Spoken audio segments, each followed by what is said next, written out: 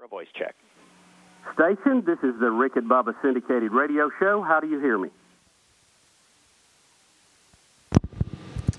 Rick and Bubba, we've got you loud and clear. Welcome aboard the International Space Station. Oh, wow. Commander Doug, we're glad to be here. First off, let me tell you thank you for making it happen, and hello to everyone on the International Space Station. Doug, let me start with you. We've got a tight window here, but you have brought space back to Earth with your use of social network media like never before. Can you talk about that a little bit and how that has gone?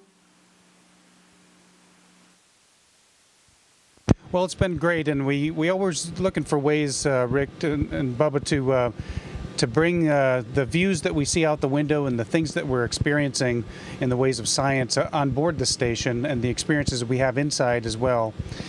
Bring those back to Earth so folks can enjoy those, can see what we're seeing, and experience the very same thing. And we tried to venture out, and Scott is doing this as well, as far as using Twitter. And we've been sending pictures and just our thoughts and comments down to Earth, and so it's been a real thrill to be able to do that. Our next question is for Flight Engineer Shannon Walker. Shannon, if you get the chance to go back to the International Space Station, what would you tell NASA that needs to be done different, and what would you do different personally, if anything? Well, actually, I think we've got it down pretty well on how we operate day to day and how we conduct ourselves up here. I think NASA's doing a pretty good job, and the station's doing a pretty good job. So I think a few tweaks here and there on how we manage some of our stowage, but by and large, just keep doing what we're doing, and we'll accomplish great things. Our next question is for Flight Engineer Scott J. Kelly. Scott, when you get back to Earth, talk to us about how long it takes you to transition back to your Earth legs and what other problems might be in that transition we're not aware of. Well, this is my first long-duration flight, so as far as my knowledge about how long it takes to do that is just from talking to other astronauts. On a short-duration mission, it takes usually about 3 or 4 days before people are feeling 100%. On a longer flight, like on board the International Space Station, it can take much longer. I think up to, in some cases, several months before not only is a person feeling normal, but they have, their bone mass, bone density, and muscle mass back. In some cases, it takes more than a year to get all of that bone density back.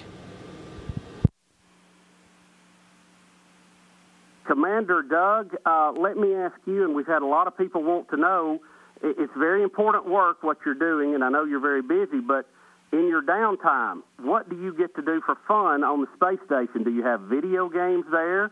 I know you work with Twitter, as you mentioned. What other things do you do for fun? Well, we have a lot of an assortment of movies on board that sometimes we'll have movie night together. We tend to try to eat our meals in the evening at least together, and so we can socialize a little bit with our crewmates. And we read. We also have email on board where we can correspond with family and friends. And probably our most favorite pastime is looking out the window, because when you go to the cupola and you have the window on the world, it's quite an amazing sight, and the Earth never disappoints.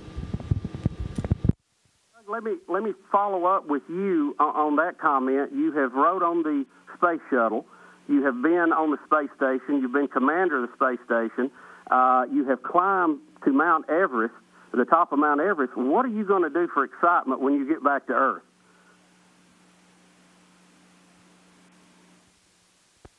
Well, I didn't make it to the top of Mount Everest, but I did get to base camp. But gosh, I'm just really looking forward to the simple things, Bubba. Probably the biggest thing I'm looking forward to is hot running water, taking a shower. Haven't had a shower since June, so looking forward to that, and really looking forward to feeling a breeze against my face. Just kind of smelling the earth and and all the vegetation and just the just experiencing the feel of the Earth again. Doug, let me follow up with you one more time since you brought that up. Talk to us about how does traveling in space in long duration and having the view you have, how does it affect your spiritual beliefs and your spiritual side? Has that changed? Has it been enhanced? How does that affect the soul of an astronaut?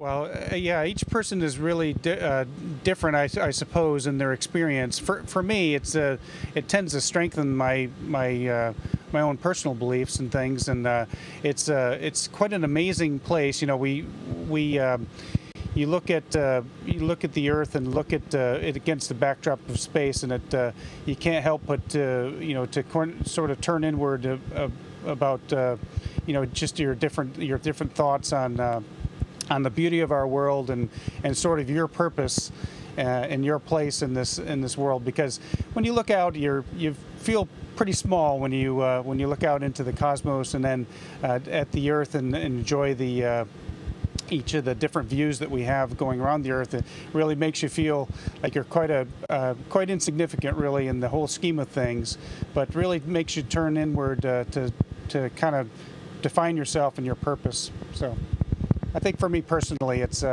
strengthened my personal beliefs. Shannon, we had a question called in from a listener, a very good one. We're in the peak of the meteor shower season. How does that affect you being outside most of the atmosphere and space, danger-wise? And what can you see shooting stars from the space station down below you?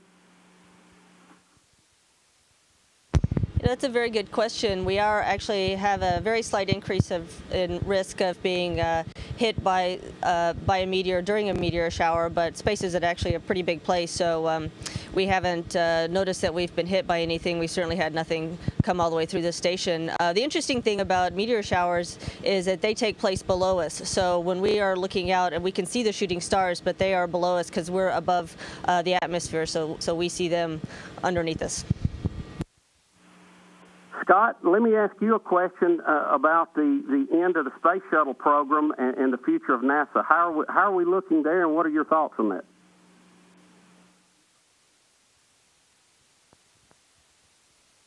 I think the end of the space shuttle program is bittersweet. The shuttle has been an amazing vehicle. Its capabilities to perform various types of operations in low Earth orbit, I don't think will be superseded for decades.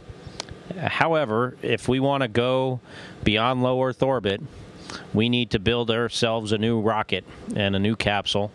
And to do that obviously is very expensive. So we can't fund both programs and also have this amazing space station that's just finally reaching its capability that we currently have. So, although it's sad in one respect, it's understandable, and I think the future of NASA is bright. Certainly, we have some.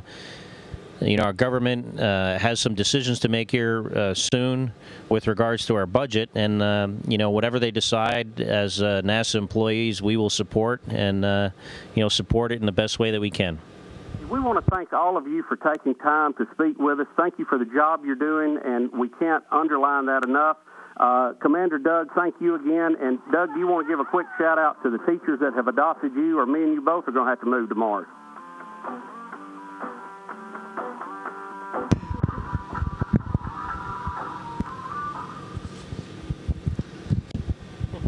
We have our fourth crew member here in the U.S. segment.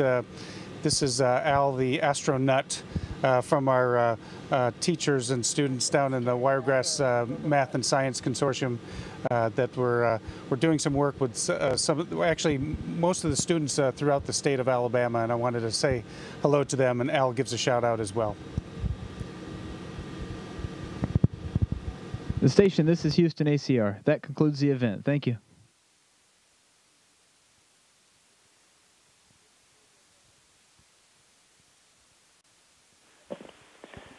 Thank you, Rick and Bubba syndicated radio show station. Please stand by while we reconfigure video and audio communications.